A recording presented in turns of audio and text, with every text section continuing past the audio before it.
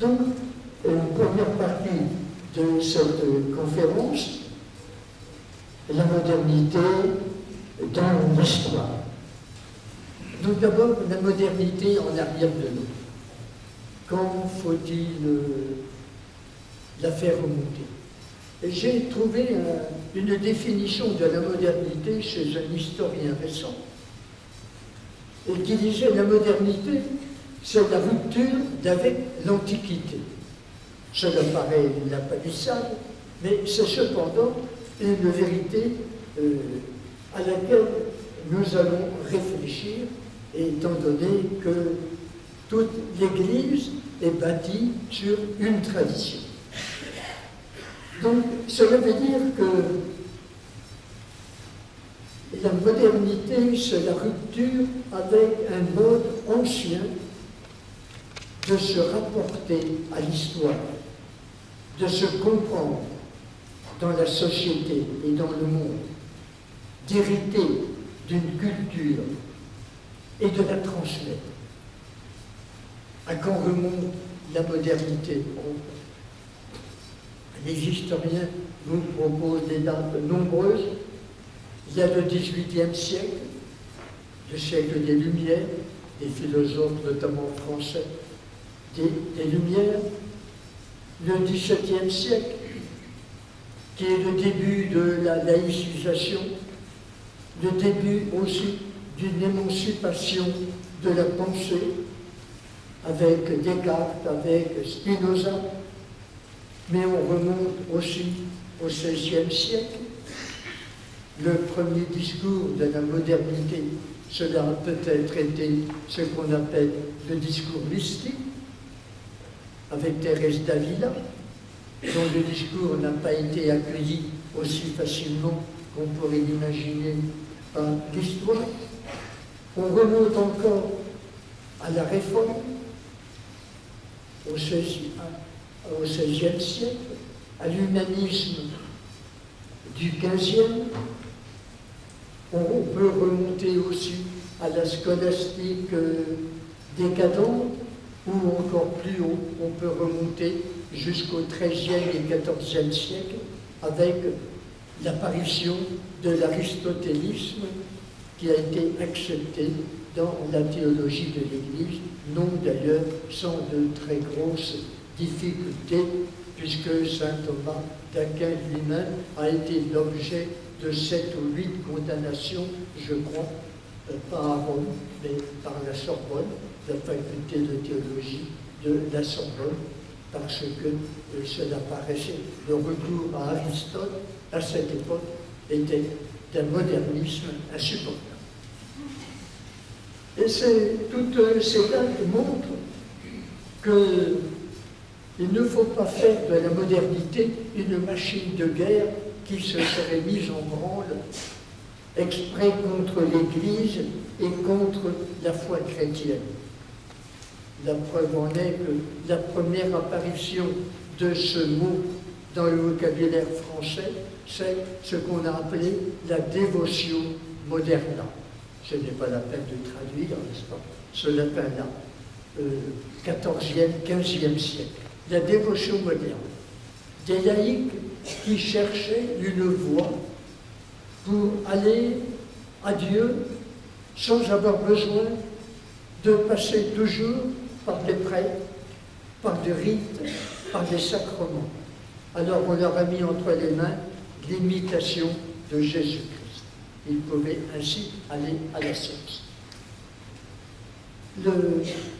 Encore, on peut dire que le discours mystique dont je parle, c'est avec le discours de Fénelon, le discours mystique du XVIIe siècle, Kant, le grand philosophe, j'en parlerai tout à l'heure, du XVIIe siècle,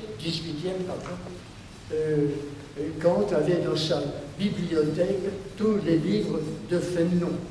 Et ce que Fénelon appelait le pur amour est devenu, chez Kant, le vouloir pur sur lequel il voulait fonder une morale autonome. C'est donc la naissance de la prise de conscience de la pensée moderne. La pensée moderne qui décide de se prendre en charge elle-même et ainsi de réfléchir sur elle-même.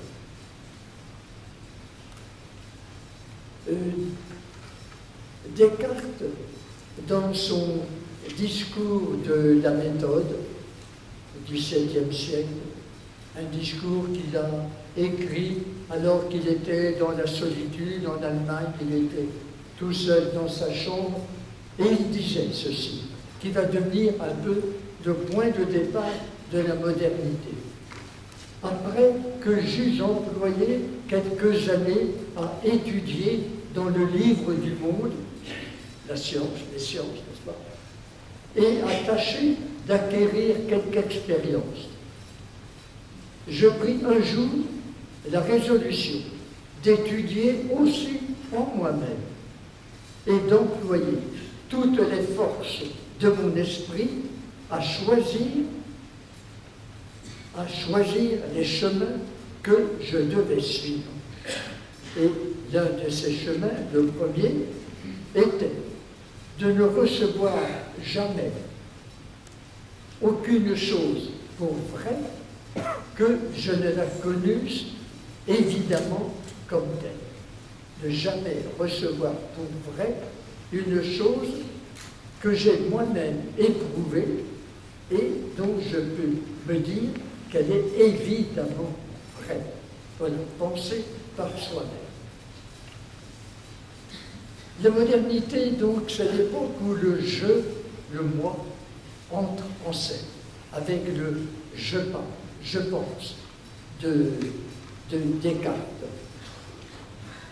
Le moi entre en scène, il ne veut plus dépendre des autres pour connaître. Il soumet à lui, à sa réflexion critique, tout ce qu'il apprend des autres.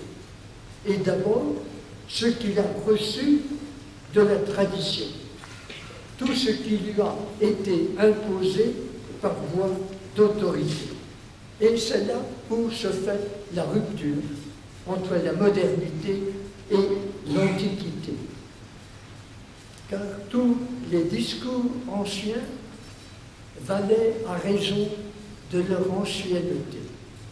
Et ce discours était transmis par voie d'autorité, par enseignement, à une époque où il n'y avait pas encore de livres, où il y en a à partir du XVe siècle seulement, eh bien, l'élève apprenait sous la dictée, prenait en note à la plume ce que disait le professeur et le répétait. Et donc, à ce moment-là, apprendre, c'était étudier d'abord, acquérir la pensée des anciens, des personnes autorisées, reconnues pour leur valeur, leur bon jugement, et ensuite la transmettre aux autres. Et je vous signalerai là, donc c'est l'époque où commence la science. Les sciences, le discours scientifique, qui lui ne repose pas sur l'ancienneté, ni sur l'autorité, ni sur la répétition, mais qui repose sur la recherche, sur l'observation, sur l'expérimentation. Et donc, la vérité ne vient plus du passé, elle vient de l'avenir. Il faut être ouvert sur l'avenir, ouvert sur le livre du monde. Il faut apprendre. Et donc, la vérité n'est pas à jamais fixée dans une tradition. Et vous voyez tout de suite le problème qui va se poser à l'Église. L'Église, elle, enseignait sur la base d'un livre, enseignait avec autorité divine. Un livre qui vient de Dieu, inspiré par Dieu, transmis et est enseigné par l'Église qui a elle-même autorité divine pour en interpréter le sens. Cette confiance dans l'Écriture avait déjà été ébranlée par l'exégèse critique. L'exégèse critique qui n'a pas attendu le temps de la modernité pour commencer, mais qui se faisait déjà dans la confluence des docteurs juifs, arabes quelquefois, protestants, catholiques, et qui étudiaient les livres sacrés et qui faisaient déjà, qui prétendaient, eux, donner le sens vrai de l'écriture, le sens littéral de la Bible, qui n'était pas toujours celui enseigné par l'Église. Et par exemple, fallait-il déjà, les savants savaient que les livres dits du Pentateuque, les 5 premiers livres de la Bible, ne pouvaient pas avoir été écrits par Moïse. Tous les savants du XVIe siècle étaient d'accord pour cela. Quand on arrive au XXe siècle, la congrégation pour l'enseignement de la Bible dira qu'on ne peut pas enseigner prudemment que tous les livres, que les 5 premiers livres de la Bible ne sont pas l'œuvre de Moïse, alors que toute la tradition l'a cru et enseigné. Voilà un enseignement d'autorité, un enseignement basé sur la tradition. Et toute l'Église basait son enseignement non seulement sur ce livre dont le sens lui appartenait, et sur sa tradition qui en avait fixé l'interprétation. Voilà comment le discours de la modernité commençait déjà à ébranler les certitudes chrétiennes.